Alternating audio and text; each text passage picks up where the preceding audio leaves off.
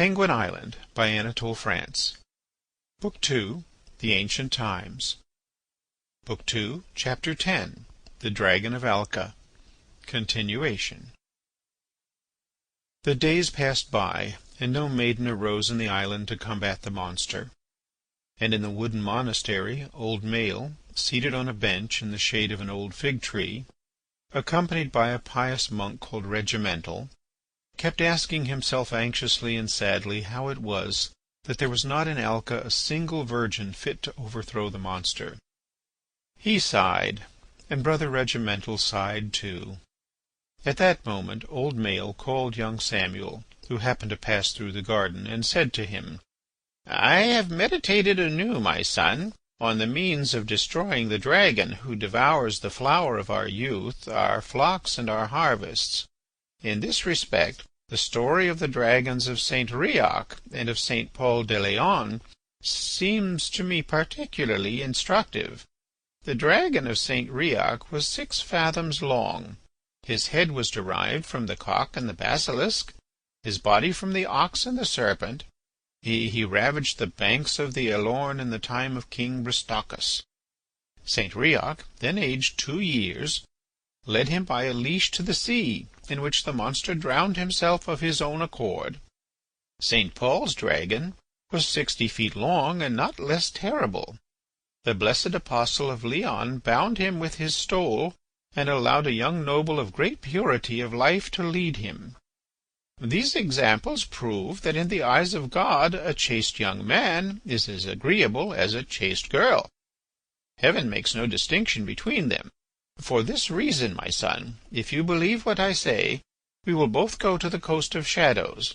When we reach the dragon's cavern, we will call the monster in a loud voice, and when he comes forth I will tie my stole round his neck, and you will lead him to the sea, where he will not fail to drown himself."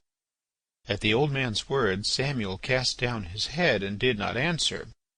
"You seem to hesitate, my son," said Maël. Brother Regimental, contrary to his custom, spoke without being addressed. "There is at least cause for some hesitation," said he. "St. Riok was only 2 years old when he overcame the dragon. Who says that 9 or 10 years later he could have done as much? Remember, father, that the dragon who is devastating our island has devoured little Elo and 4 or 5 other young boys. Brother Samuel is not so presumptuous as to believe that at 19 years of age he is more innocent than they were at 12 and 14.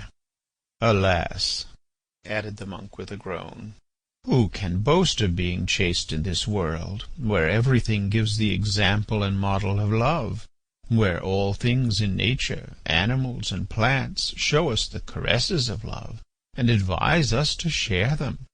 Animals are eager to unite in their own fashion, but the various marriages of quadrupeds, birds, fishes, and reptiles are far from equalling in lust the nuptials of the trees. The greatest extremes of lewdness that the pagans have imagined in their fables are outstripped by the simple flowers of the field. And if you knew the irregularities of lilies and roses, you would take those chalices of impurity, those vases of scandal, away from your altars." "Do not speak in this way, Brother Regimental," answered old Maël. "Since they are subject to the laws of nature, animals and plants are always innocent. They have no souls to save, whilst man—" "You are right," replied Brother Regimental. "It is quite a different thing. But do not send young Samuel to the dragon. The dragon might devour him. For the last 5 years Samuel is not in a state to show his innocence to monsters. In the year of the comet, the devil, in order to seduce him, put in his path a milkmaid who was lifting up her petticoat to cross a ford. Samuel was tempted, but he overcame the temptation. The devil, who never tires, sent him the image of that young girl in a dream. The shade did what the reality was unable to accomplish, and Samuel yielded. When he awoke, he moistened his couch with his tears. But alas! repentance did not give him back his innocence.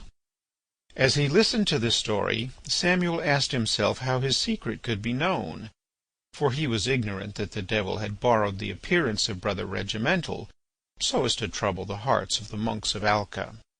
And old Maël remained deep in thought and kept asking himself in grief, "Who will deliver us from the dragon's tooth? Who will preserve us from his breath? Who will save us from his look?" However, the inhabitants of Alca began to take courage. The labourers of Dombey and the neatherds of Belmont swore that they themselves would be of more avail than a girl against the ferocious beast, and they exclaimed as they stroked the muscles on their arms, "Let the dragon come!" Many men and women had seen him. They did not agree about his form and his figure, but all now united in saying that he was not as big as they had thought, and that his height was not much greater than a man's. The defence was organized. Towards nightfall watches were stationed at the entrances of the villages, ready to give the alarm, and during the night companies armed with pitchforks and scythes protected the paddocks in which the animals were shut up. Indeed, once in the village of Anis, some plucky labourers surprised him as he was scaling Morio's wall, and as they had flails, scythes, and pitchforks, they fell upon him and pressed him hard. One of them, a very quick and courageous man, thought to have run him through with his pitchfork, but he slipped in a pool and so let him escape. The others would certainly have caught him had they not waited to pick up the rabbits and fowls that he dropped in his flight. Those labourers declared to the elders of the village that the monster's form and proportions appeared to them human enough, except for his head and his tail, which were in truth terrifying.